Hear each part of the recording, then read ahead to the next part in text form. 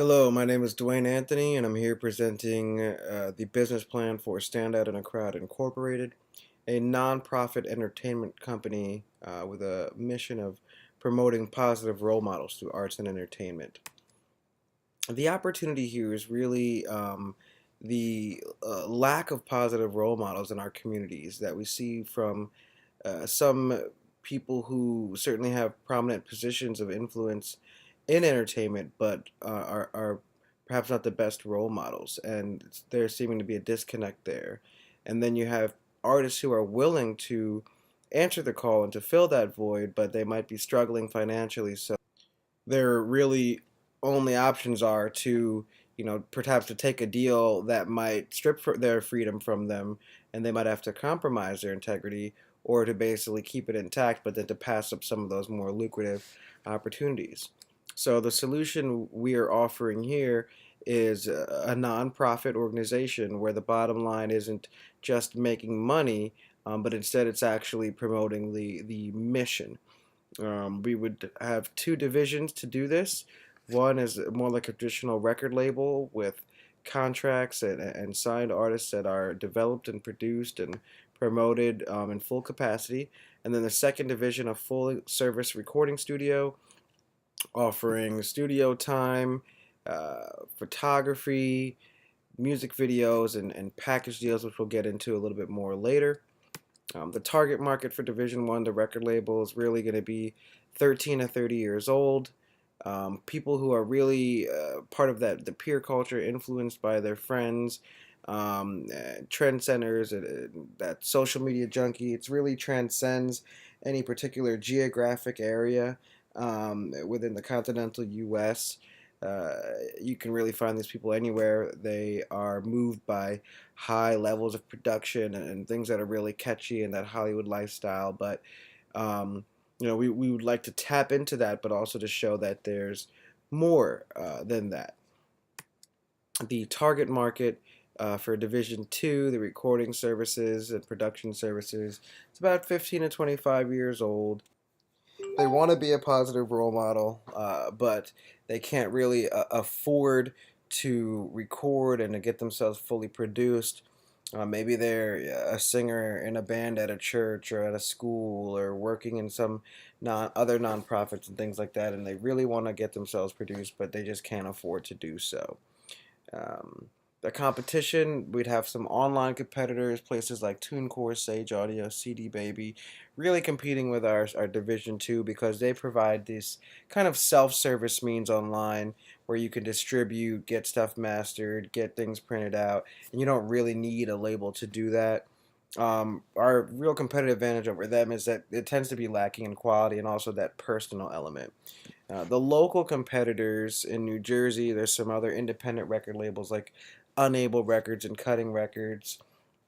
But again, these labels are, they do offer that autonomy in the sense of the 50-50 deals, but at the same time, they're not part of that um, nonprofit realm where they're promoting really the mission, especially one of positive role models.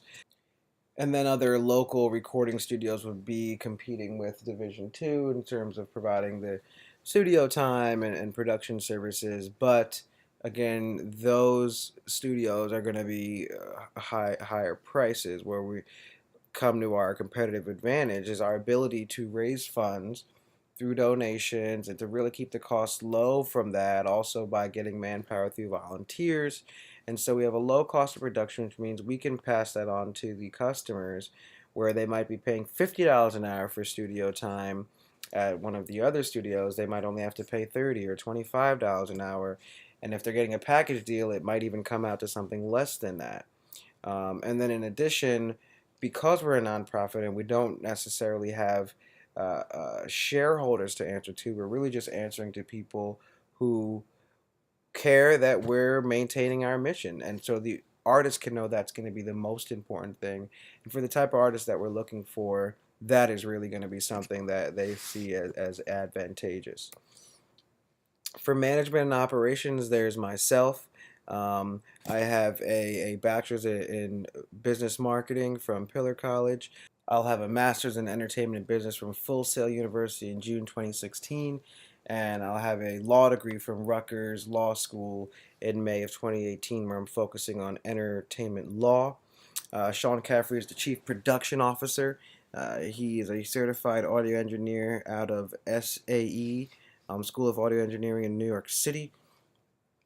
And really, the two of us combine, me more so with the business perspective, but I am also an artist, a producer, and a writer.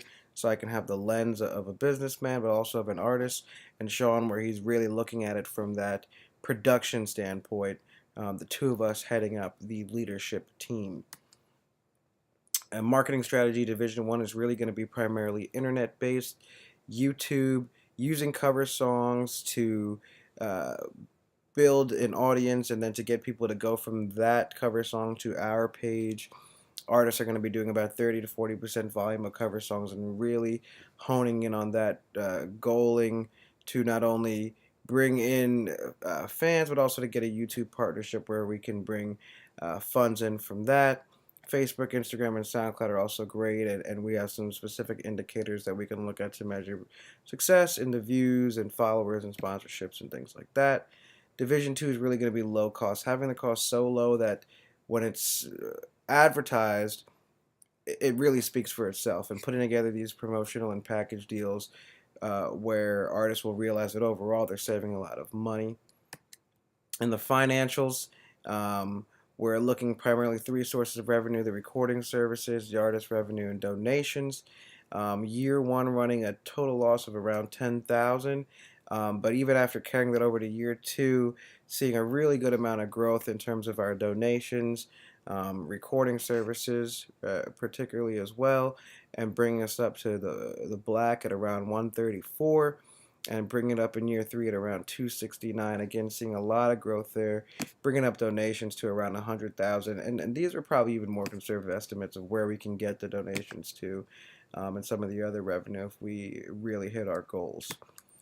Funding, total we're looking at about 58,024 on the capital expenditure, balance coming from working capital. And you'll notice there's a zero there for the investor funds because it's a nonprofit. So not really looking for your traditional, investment in return for equity, but instead it's going to all come from the principals. And who are the principals? That is our donors. You are our principals, our investors will be our donors. And the opportunity is to support the growth of an authentic uh, art that will edify our community. So not only can you be part of promoting art, but also of doing something great for the community. So ultimately, we need you.